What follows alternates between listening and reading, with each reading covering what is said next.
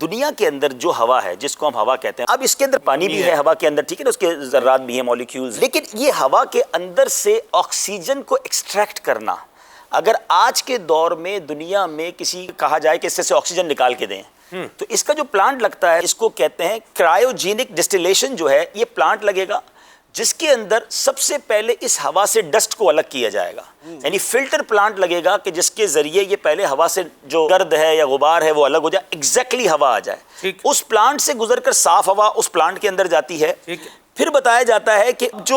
ہوا ہے اس کو اتنا ٹھنڈا کیا جائے گا -180 ڈگریز ٹیمپریچر کرنا پڑتا ہے، تب جا کے یہ ہوا لکوڈ فارم میں بن جائے گی، یہ ہوا پانی کی طرح لکوڈ بن جائے گی، ٹھیک ہے۔ اس کے بعد یہ لکویفائڈ جو ہے اس کو ایک سرٹن اماؤنٹ پہ پھر گرم کرنا پڑے گا، ٹھیک ہے، اور اس کے بعد یہ کرائیوجینک سیپریشن پروسیس ہوگا جو کہ بہت زبردست، اس کے لیے کمپیوٹرز اور پلانٹ چاہیے جس سے آکسیجن الگ ہوگی اور کاربن ڈائی آکسائڈ الگ ہو جائے گی، یعنی اس ہوا کے اندر سے آکسیجن نکالنے کے لیے لاکھوں کروڑوں روپے کا پلانٹ ریکوائرڈ ہے، ٹھیک ہے۔ اب اللہ تعالیٰ نے ایک دن کے بچہ جب پیدا ہوتا ہے اس سے لے کر جب تک اس نے زندہ رہنا ہے، ہر سیکنڈ ہم سانس لے رہے ہیں،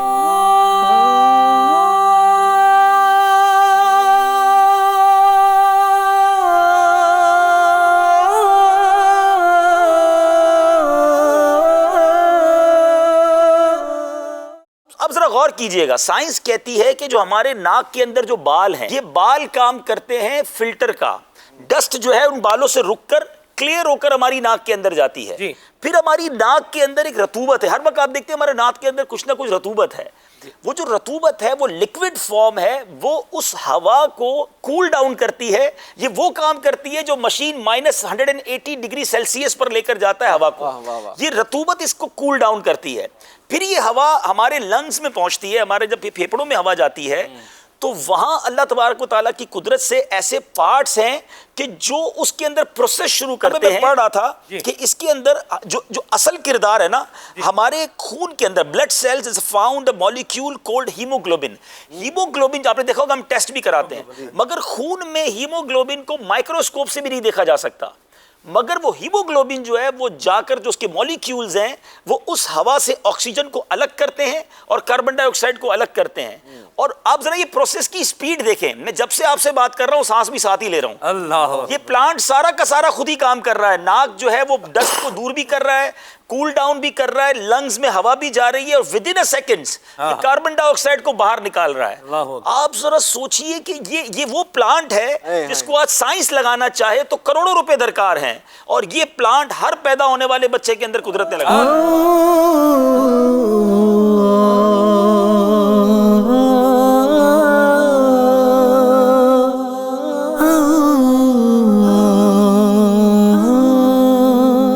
ہر سانس اللہ کی نشانی ہے، ہر سانس ہمیں رب کی یاد دلا رہی ہے، پروسیس ہو کیسے رہا ہے، ہم سو رہے ہیں لیکن ہمارا سونے کے بعد کوئی کام نہیں ہوتا، ہمیں پتہ ہی نہیں ہوتا ہم کہاں ہیں، مگر یہ پلانٹ پھر بھی چلتا ہے، یعنی دنیا کا ہر پلانٹ اٹس نیڈ ریسٹ، دنیا کا کوئی پلانٹ ایسا بن ہی نہیں سکا آج تک جو راؤنڈ کلاک چل سکے، یا پھر اس کے لیے سیپریٹ سسٹم ہے، لیکن ہمارے پاس کوئی ایکسٹرا ناک نہیں ہے، ہمارے پاس کوئی ایکسٹرا پھیپڑے نہیں ہیں، ہمارے پاس کوئی ایکسٹرا دماغ نہیں ہے جو یہ سو جائے، یہ شٹ ڈاؤن ہو جائے اور وہ شروع ہو جائے، جب سے پیدا ہوا ہوں اور جب تک دنیا میں رہنا ہے ایک ہی دماغ ہے جو چل رہا ہے، ایک ہی سانس ہے جو چل رہی ہے، ایک ہی دل ہے جو پمپ کیے جا رہا ہے، there is no time to rest your heart، دل بند ہی نہیں ہو سکتا، بند ہوا تو زندگی بند ہو جائے گی، اگر 70 سال جینا ہے تو انسان سوچے ہارٹ بیٹ اگر ہم چیک کرتے ہیں سلمان بھائی تو ایک منٹ میں نارمل ہارٹ بیٹ 72 ٹائمز کہتے ہیں کہ ہونی چاہیے، 72 بار انسان کا دل دھڑکنا چاہیے۔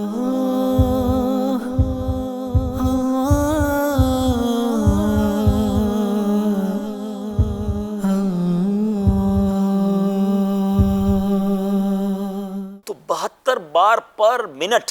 یعنی دوسرے لفظوں میں 1 سم سیکنڈ ایک بار دل دھڑکتا ہے، تو آپ حساب تو کریں کہ اب تک ہمارے دل نے کتنی بار دھڑک چکا،